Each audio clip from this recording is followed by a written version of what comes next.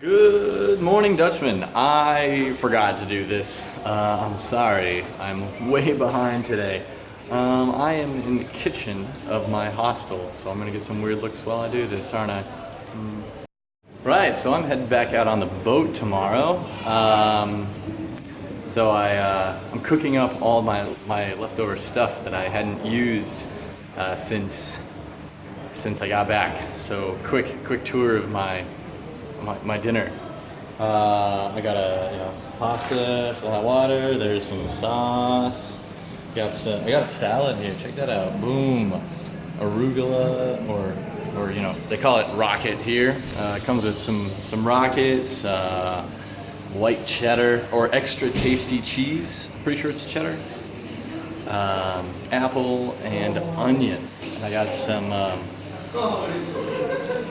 mashed potatoes reheating in the microwave.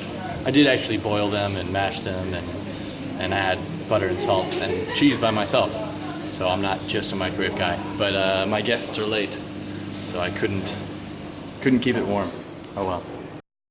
I was able to watch the Packer game this week on time, which was exciting. Slow first start, but still comes out with the W, so that's exciting. Looking at my game, I thought for sure I would lose with Antonio Brown pulling up a poor performance. But luckily, Christian and his entire team decided to have a poor performance. So it looks like right now I will come out 4-0 along with the Packers. I hope that my win streak is not tied to theirs. I'd rather them win every game. Let's look around the rest of the league. It's nighttime. Yeah, I forgot again. Holy crap, did the bye weeks start this week or something? Because, damn, the scores are low. Seems that the only game done for sure so far is the game against me against Krish, which is fantastic because I win that game, which puts me at 4-0. Woohoo, I'm winning again. I feel like this happened last year, and then it didn't end up so well for me, so I'm not getting excited yet. Krish will fall down to 3-1, putting him tied for third, it looks like, because in the Colin Adams and Ken Dunn game, looks like Semi's going to pull off the win in that one. They both have one player left to go, but Semi does have a large enough lead to feel somewhat comfortable, but it could still be an interesting matchup tomorrow night, or tonight. There, Semi, I mentioned you this week. Are you happy? Looking down the list, unfortunately for Squeak, unless Tom Butler has a terrible game with Russell Wilson, it looks like he's going to pull out a rough loss on that one. Lou Bob and Kurt both are sitting at about 61.5, unfortunately not playing each other. Kurt losing to Chris Gebhard, who's gonna take the win on that one, and Lou losing to Tiller, who is currently sitting at the top spot of the week for the second week in a row. I feel like stars somewhere are aligning, and it doesn't feel quite right. The only kind of interesting game left this week is the Brian Kelly versus Colin Cregan game. Colin Cregan is sitting with a 13.5 point lead, but Brian Kelly still has 2 players to go, relying heavily on Seattle in tomorrow night's Seattle Lions game. He needs both Jimmy Graham and the Seattle defense to do well for him. Colin was looking at a win until Kansas City decided to give him a -6 in their defense. Hey, abrupt change of scenery.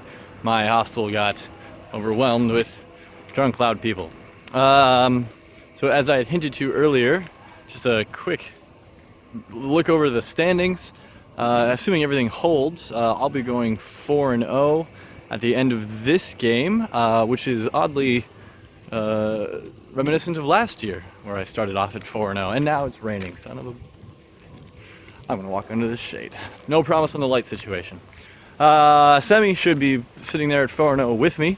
Assuming Brian Kelly makes his win, he'll pull up to 1-3, leaving Lou as the only 0-4. See, collusion doesn't get you anywhere, Commissioner. It's karma. Sorry.